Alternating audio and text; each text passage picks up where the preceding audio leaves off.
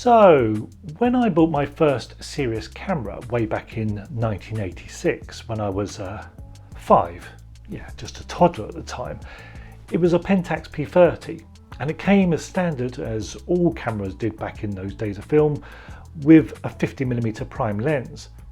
This started me off on my photography journey then, and my first year of taking pictures were taken with this one lens.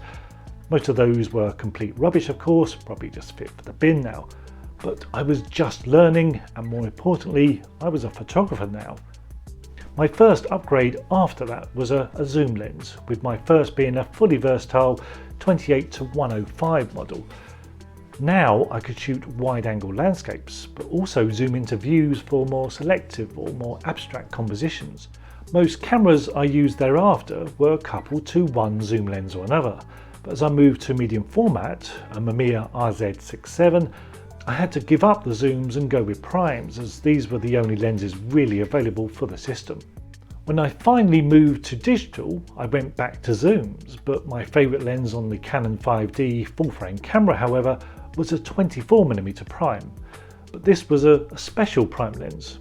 Just like on the Mamiya system, I used a tilt-shift lens, and for the Canon it was the 24mm version. I shot a lot of architecture back in the day, shooting for magazines, so a 24mm TSE lens was essential to keep all those verticals nice and straight. But I adopted that lens for my landscapes too, and soon this wide-angle field of view was ideal for my pretty landscape captures. It became my natural field of view, and I could easily compose landscapes with this lens. However, when I upgraded to the 5D Mark II, I also bought myself another new prime lens, a 35mm version. This now made a nice 3 prime lens setup with the 24mm TSE and a 50mm f1.4. Yes, I kept that tradition of having a versatile nifty 50 lens from my film days, even though all my other Canon lenses were zooms.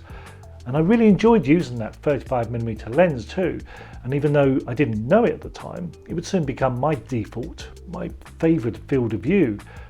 I kept that idea going and purchased a full set of primes when I moved over to the Olympus OMD system then, and kept the same 24, 35 and 50mm equivalents in this new smaller setup. The Olympus 17mm lens, the 35mm equivalent, seemed to get used the most, however. I was beginning to lose the appeal of capturing that big wide view in the landscape, and in the city this lens again seemed to suit me more now than the wider 24mm field of view, which again had been the standard here for many years.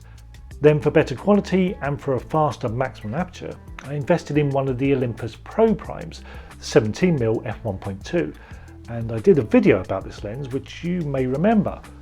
This I used mainly during the winter months, shooting the low light in the mornings and early evenings, in the dark, wide open at f1.2. This made shooting at night, handheld, a breeze. Now that I've moved to Fuji then, I have bought the equivalent of that lens too, the 23mm f1.4, and this is now my default lens for this system, and my favourite Fuji lens too.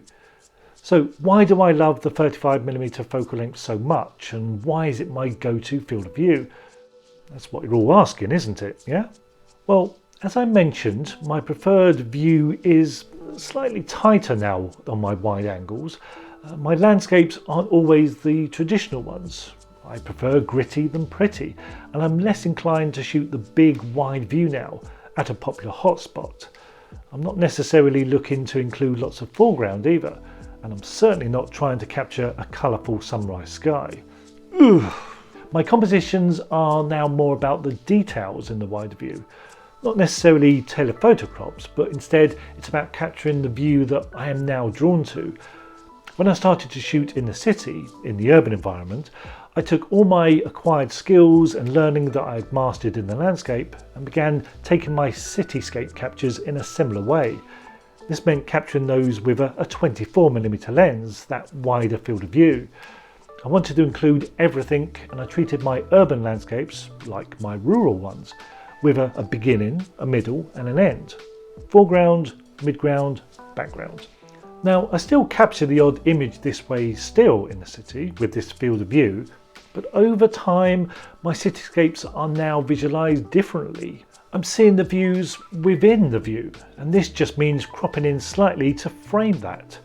So for a time, it was 24mm in the landscape and 35mm in the city environment. Slowly but surely, however, the 35mm field of view soon took over in the landscape too. And I guess this came at the same time as I changed my vision and I began seeing my landscapes, the rural ones, like my urban landscapes. The other way round now. I was pre-visualizing that tighter viewpoint. I didn't need to include every feature now. There were details that I wanted to pick out and zone in on. As I say, this wasn't about switching to a telephoto as much as fine-tuning that initial wide view. For the same reason, I've never been a fan of ultra-wide lenses. I've owned them over the years, but they have slowly gone from being a 17mm ultra-wide with the Canon 17-40 zoom lens to just 20mm with the Olympus kit, and this is the widest lens I own now.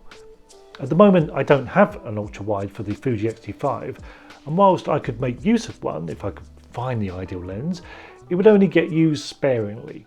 So I've mentioned in a previous video that I see this X-T5 as a prime lens camera. That doesn't mean you can't use zooms on it, but those zooms are all bigger than my Olympus equivalents, with larger front elements, and I didn't want to go bigger with this camera. And this would also cause issues with my small Lee 7.5 filters too. So this 23mm Fuji lens is my current favourite, my continued favourite field of view, but it may not be yours. And that's okay, but I only know it's my favourite as I've used it in prime lens form. It's not a field of view that just happened to crop up in a field of view on a zoom lens. Although if I look up the metadata on my zoom lens captures, the 35mm focal length does crop up a lot too. And I don't think you really know a lens well enough unless you shoot with a prime. With a zoom, you're too busy zooming back and forth and trying to frame up that I don't think you get to know one focal length well enough. Unless your camera displays the focal length used within the zoom, in the viewfinder say, you'll easily miss the focal length you took the capture at anyway, until later. But then you're still not walking around framing up the world with that field of view anyway. And that's the advantage of a prime lens. It becomes your eye and vision. You start seeing the world in that field of view and ideal compositions become easy to find. So you may not own a prime lens. You may not have considered a prime lens before. You may not see the point of a prime lens if you have the holy trinity of zoom lenses already. And you may not have considered the 35mm focal length. You should, however, find your own field of view, your own natural vision and how you most like to frame your pictures. Getting a prime lens in that focal length may be the best thing you can do to help you improve your photography, just as it has helped me. And it may be the best purchase you ever make. Something to consider then. I love you 35mm. You're so perfect. Yes you are. Yes you are. You're perfect. I love you.